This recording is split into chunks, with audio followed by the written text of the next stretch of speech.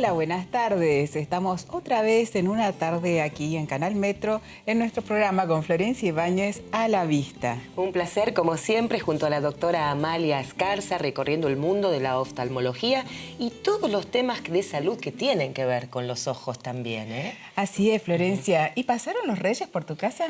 Pasaron, sí. Comieron el pastito, tomaron el agua, como hacen siempre, y lo más lindo es que han pasado por la casa de los sobrinitos que los esperaban con esa ansiedad, ¿no? Qué bueno, Sí, ¿por qué tu bueno. casa? Por casa también, sí, Ajá. por casa también.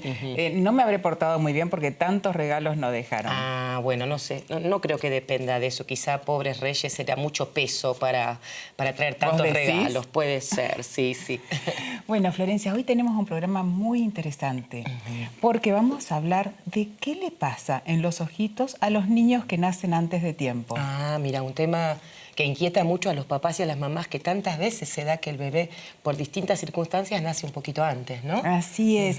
Y también vamos a tener la oportunidad de hablar con un colega oftalmólogo, pero que también es psiquiatra. Uy, qué bien nos viene, porque los ojos generan, si hay que operarlos, pánico a veces, ¿no? Sí, mucha angustia. Y a ver cómo manejamos eso. Buenísimo, vamos. Empecemos.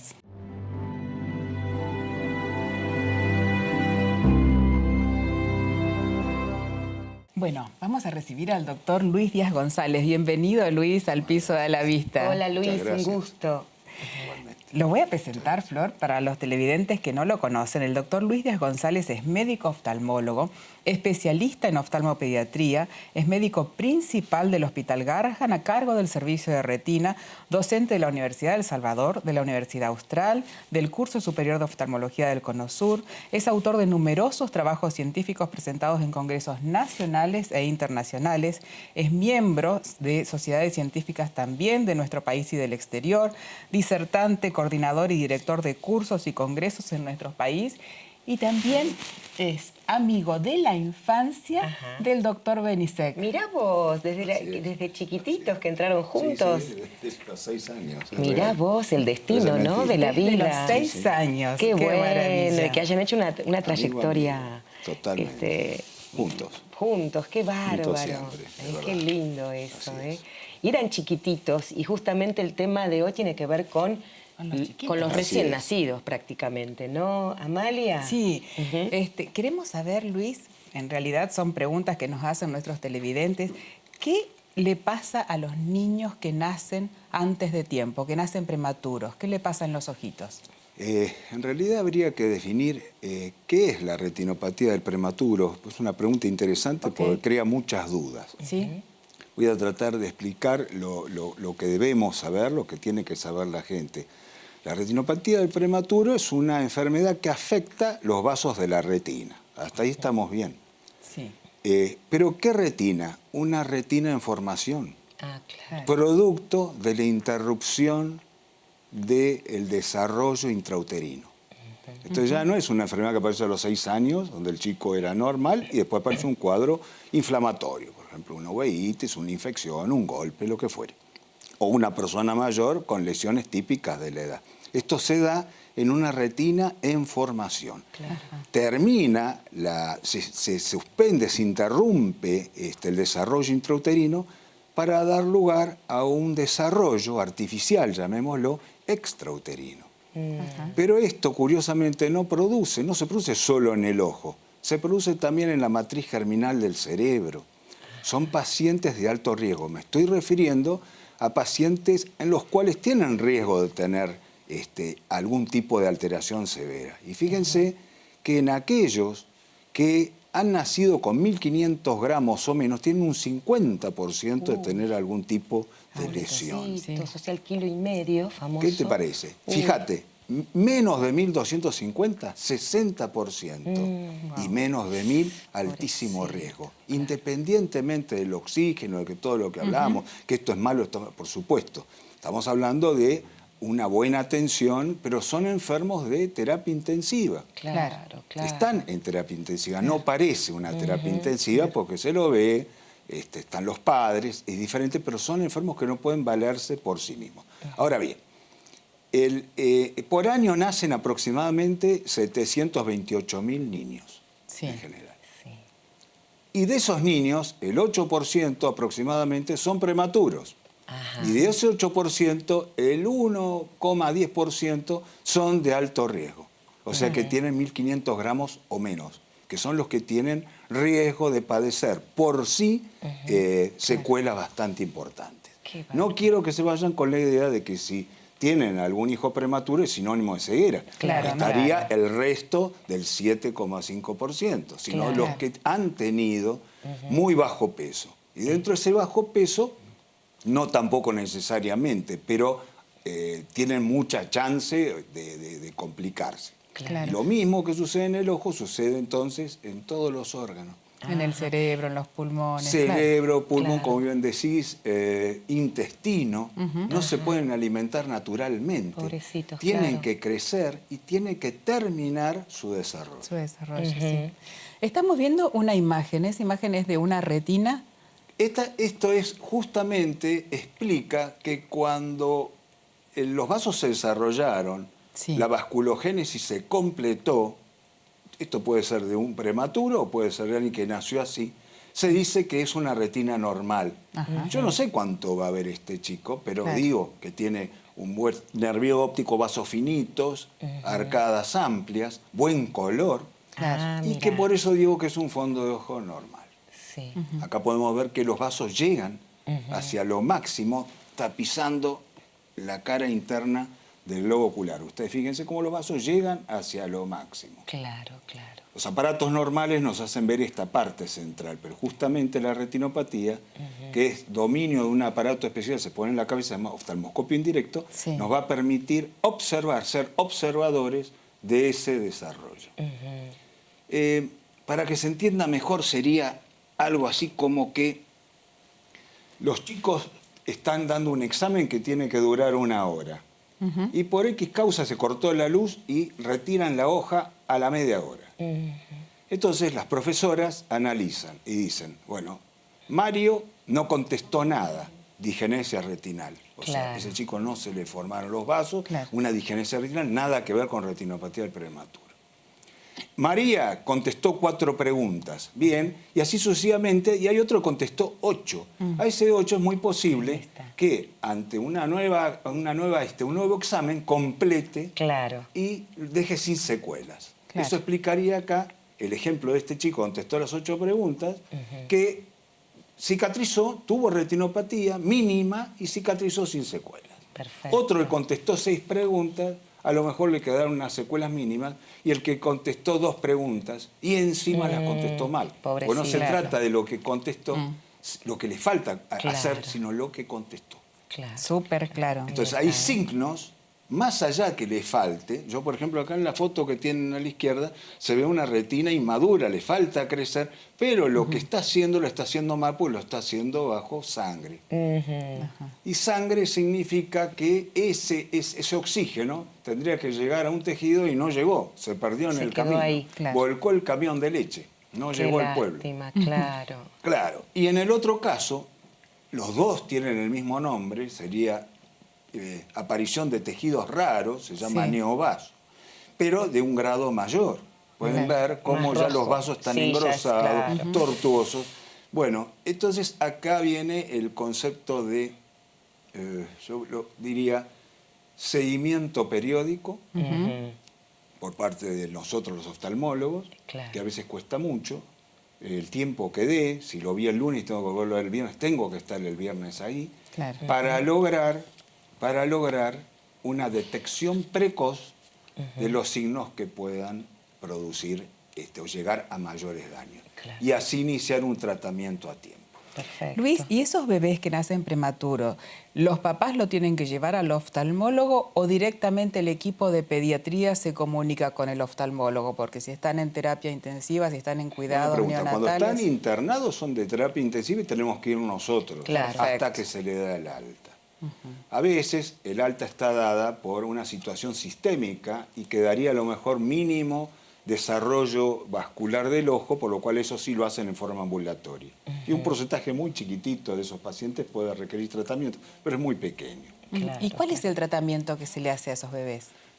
es tratar, justamente en la foto anterior se vio bien, ocupar el tejido que no fue invadido por los vasos, es decir, el tejido que no recibe oxigenación. Ajá. El organismo falsamente dice, che, acá no recibo buena oxigenación, que es lo que se llama isquemia, que una vez lo habló el doctor Benítez, la isquemia del ojo. Entonces, una respuesta mal entendida en nuestro organismo hace a que se generen vasos.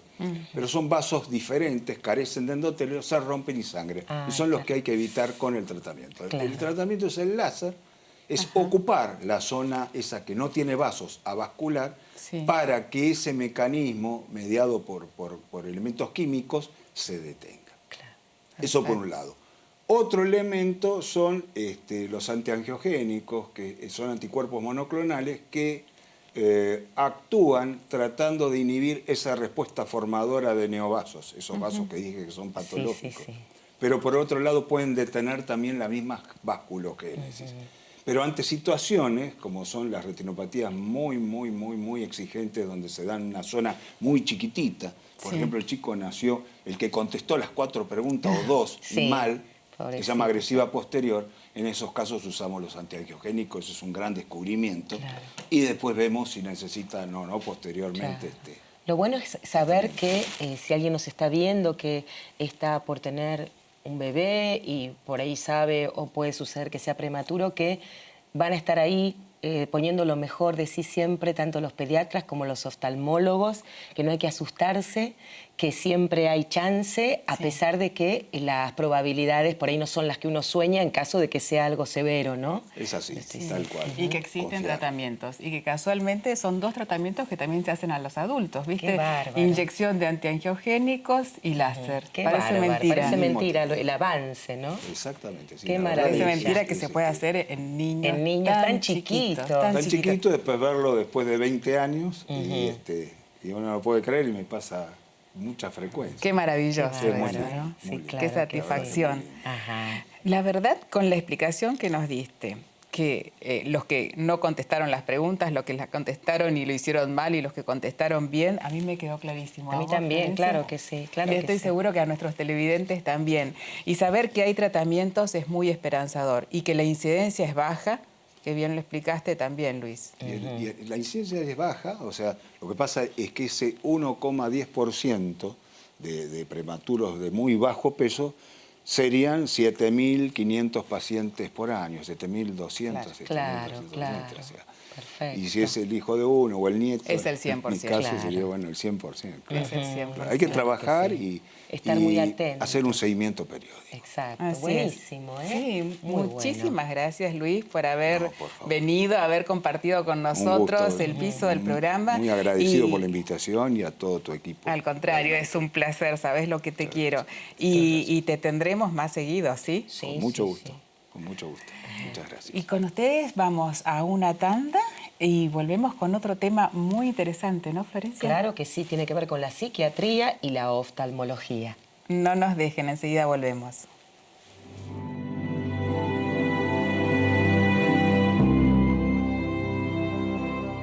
Bueno, bienvenidos. Y en este segundo bloque tenemos un tema muy interesante, como lo adelantamos con Florencia, y para eso vamos a presentar al doctor Cristian Servo. Bienvenido, Cristian. Hola, Bueno, Cristian. Muchas gracias, Un Amalia, placer. Florencia. Es un placer para mí. Qué joven Muchas y con gracias. 2 carrerazas, porque la verdad que ser psiquiatra y oftalmólogo... 2 especialidades Qué belleza. muy importantes. Voy a presentar a nuestros televidentes a Cristian. Así, tal cual lo dijiste vos, es un joven médico especialista en psiquiatría y especialista en oftalmología. Cristian es miembro de sociedades nacionales e internacionales de la especialidad, es colaborador de la carrera de posgrado de oftalmología de la Universidad de El Salvador y es coordinador del Wet Lab para laboratorios Cassin de médicos que están haciendo la especialidad. El doctor Servo además es médico oftalmólogo del Hospital de José C. Paz y también trabaja con nosotros en nuestro consultorio. ¡Qué bueno, Cristian! Bueno, Qué gracias. suerte conocerte, porque de verdad despierta curiosidad la fusión de las 2 carreras, ¿no? Porque uno piensa, ¿tendrá que ver algo de la psiquis con la vista? están totalmente vinculadas. Yo creo que tengo la suerte de haber hecho primero psiquiatría, de haberme interesado en esta especialidad que quizás es la más humanista de las especialidades médicas, está en contacto con el sufrimiento del alma de las personas. Claro. Y después sentir la vocación de ir para otro lugar, siempre me interesó mucho la tecnología también y la ciencia, y la oftalmología es quizás la más tecnológica que tenemos dentro de la neurocirugía es lo más tecnológico. Es lo más tecnológico, nuestros procedimientos miden micrones de distancias entre algo bien hecho y algo mal hecho, entre una enfermedad u otra. Claro. Entonces, bueno, esto me permite tener una mirada también de los pacientes particular. Es muy interesante ver cómo Cristian habla con un paciente en el pre-quirófano, antes de operar. Yo muchas veces lo observo, estamos operando en 2 quirófanos y él pasa y si ve a alguien que está mal o que pide algo, se sienta, pero ahí toma su postura de psiquiatra, se sienta y empieza a hablarle. Y yo no sé qué les dice, pero la verdad los tranquiliza mucho. ¿Cómo es eso que le sacás el miedo a la operación? Bueno, muchas veces el recurso del humor, por más que no sea muy gracioso, pero ya el tono, ya encararlo por ahí, ayuda a relajar algo. Yo a todos les pregunto de dónde vienen, cómo están, qué les está pasando, qué es lo peor de tener lo que ellos tienen, que me cuenten qué les pasa. Alguna vez nos divertimos y yo escucho las carcajadas cuando algún paciente en el medio de algún procedimiento me dice que tiene miedo de que le pinche el ojo y yo le digo, yo también. Yo también tengo el mismo miedo. Y se relaja algo. Ese contacto es importantísimo porque la situación es de estrés para la persona que tiene que relegar lo precioso que tiene de su cuerpo en manos de otro que la persona no tiene idea de lo que van a hacer exactamente, no quiere saber muchas veces. Muchas veces, sí. Y lo tiene que entregar. Es muy difícil entregarse. Claro. Pero es muy importante de ambas partes tener una entrega, tanto del médico para el paciente como del paciente para el médico. Y el contacto ayuda a que el estrés que se libera en el cuerpo del paciente tome caminos que liberan también neurotransmisores distintos, como la oxitocina. El mismo neurotransmisor que liberan las madres cuando amamantan a sus hijos, lo liberan las personas bajo estrés que tienen un contacto humano cercano. ¡Ay, qué bárbaro! Qué fantástico. Y transforma el momento de miedo en un momento de vínculo. Digamos que entonces también hablando ya de la psiquiatría, apenitas, porque lo nuestro es la oftalmología, qué interesante la gente que va a su terapia, es como que es una ayuda a liberar también la oxitocina en esa relación con el médico con el cual resuelve miedos o proyectos. ¿No? Y así se enamoran, qué porque maravilla. También es el neurotransmisor del enamoramiento. Y así, qué maravilla. Es maravilloso. Y pensaba esto del miedo. Hace muy pocos días vi un caso tremendo, que no los quiero poner tristes, pero de un muchacho que fue asaltado y está por perder la vista. Y para él es totalmente traumático porque no tenía ningún problema. Ahora lo va a tener. Y entonces le decía al periodismo que su miedo mayor era no poder volver a verle la cara a su hijito que estaba creciendo.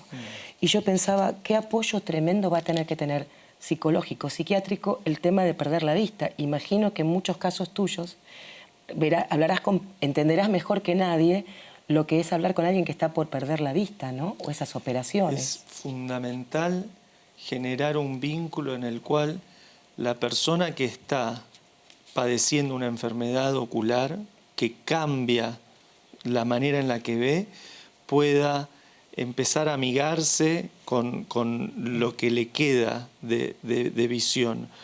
Porque nosotros lo vemos en el consultorio, lo vemos muy a menudo, que el ojo puede tener más daño o menos daño, pero depende mucho de cómo está la persona emocionalmente y cuántas ganas está poniendo esa persona en ver, depende mucho de su recuperación. Sí. Entonces ahí es fundamental el poder acompañar con paciencia, poder sin dar falsas expectativas de grandes mejorías que uno nunca sabe qué es lo que va a pasar, poder acompañar a que el paciente siga apostando a que con los ojos que tiene pueda ver cada vez mejor. Sí, y pueda seguir con su vida adelante.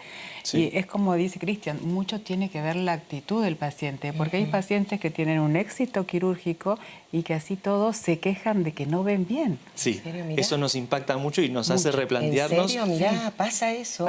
Nos hace replantearnos qué quiere decir éxito quirúrgico. ¿No? Porque a veces es nuestra manía de medir todo está perfecto en las mediciones. Entonces nosotros decimos, está fantástico, pero la experiencia de la persona no es fantástica. Sí, que es la subjetividad que no podemos, podemos medir. Claro. Y volviendo a las cirugías, vos, ¿qué le planteás a un paciente que está en riesgo, por ejemplo, después de un traumatismo sufrido y está en una situación de emergencia, una cirugía de guardia, y que, como la mayoría de nuestras cirugías, se tiene que operar bajo anestesia local? ¿Cuáles son los tips que le das? Lo más importante es que la persona en ese momento confíe, se trate de relajar y que no luche. ¿Sí? Porque hay algo también que hay que inhibir, que es ese instinto de lucha para esa persona, ¿no? La mayoría de las veces es algo instintivo también tomar el camino de la confianza. Claro. ¿Sí?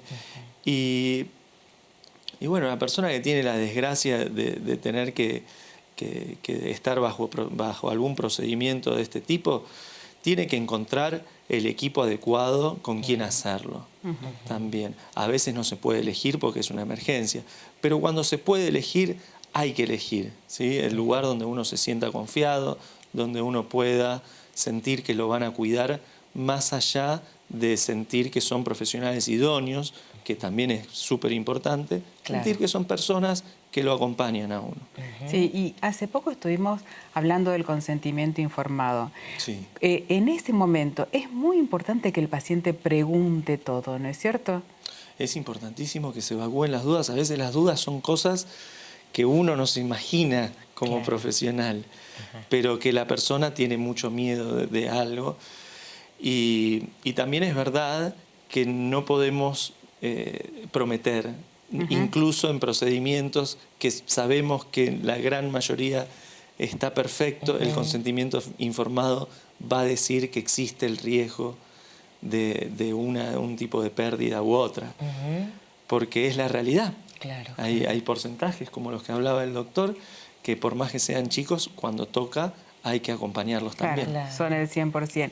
Y la importancia también, Cristian, no sé si vos estás de acuerdo, de acompañar como familia al paciente al enfermo que está por someterse a una cirugía. ¿Cuántos vienen solos, no? Sí, es algo que llama la atención. ¿Sí? Personas Sí. que van solas, ¿Sí? hay que aconsejar que estén acompañados.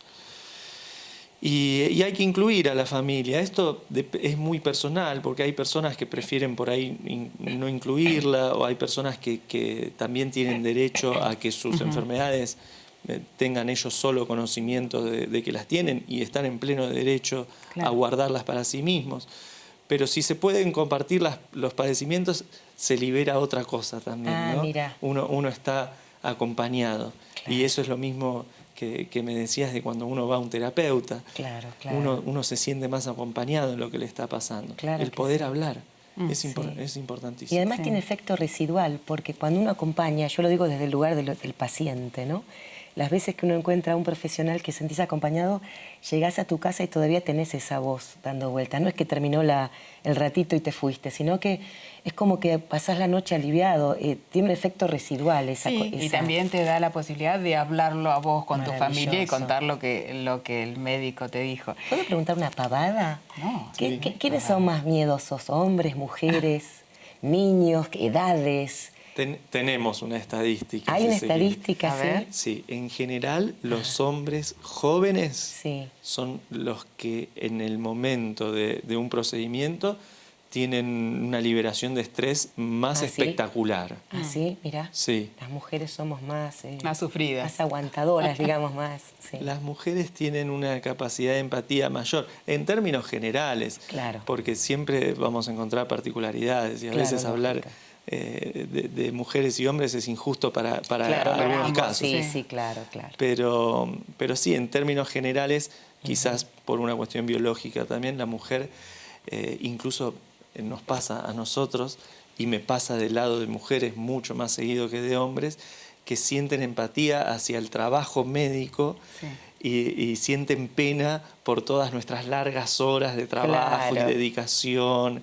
Y vienen ellos con sus padeceres a consolarnos a nosotros con Claro. un regalo, con una Qué lindo. atención, con alguna cosa. Sí, el También. agradecimiento del paciente que se sintió a lo mejor no curado, pero sí aliviado, es tan satisfactorio para nosotros. Es muy lindo, claro, nosotros también lo necesitamos. Así es. Lindo, Amalia? Me encantó, Me encantó, a mí también. tenerte, Cristian. Me Bueno. gustó mucho lo que nos dijiste, cómo nos explicaste, y yo supongo que a todos nuestros televidentes esto es como un bálsamo, es como Sí, de verdad, ¿eh? para perder un poquito el miedo y sentirse que no estamos ahí solo para operarlo, sino también para acompañarlo y Maravilloso. para aliviarlo. ¿sí? Maravilloso, sí. Bueno. Si es por Amalia y Cristian, ya mismo me entrego a operarme, tranquila. Me encantan, muy dulces. Bueno, Muchas gracias. No, gracias a vos, Cristian. Gracias por venir. Y nos vamos, Qué Florencia. rápido pasa, ¿eh? Se terminó el programa. Es que muy interesante. Muy interesante, cómo aprendemos, maravilloso. Muy ¿eh? interesante. Así que nos nos vamos a encontrar la y dentro de próxima una semana, Ahí está. el martes a las 17:30. Y no nos dejen, espérennos que vamos a estar ahí. Buena semana.